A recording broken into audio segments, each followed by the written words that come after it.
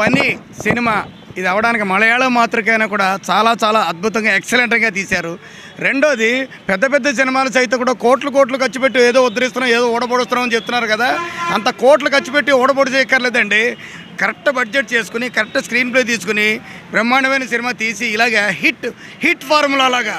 మామూలుగా పని అంటే మనకి మలయాళంలో మాతృకైనా ఎక్కడైనా సరే మళ్ళీ పని అనే దానికి అర్థం ఏంటంటే నీ పని పడతా నీ అంతు చూస్తా అనే రేంజ్లో దాని అర్థం అండి. సినిమా ఆద్యంతం కూడా ముఖ్యంగా హీరో గారు కానీ జోజు జార్జ్ గారు కానీ అలాగే మన హీరోయిన్ అభినయ మీ అందరికీ తెలిసిన మన తెలుగు అమ్మాయి ఆవిడ వాస్తవానికి డెఫినెట్గా మనం చెప్పుకోకూడదు, ఎందుకంటే అన్ని కాళ్ళు చేతిలో ఉన్న నటీనటులుగానే ఎక్స్ట్రాడినరీగా యాక్ట్ చేసింది.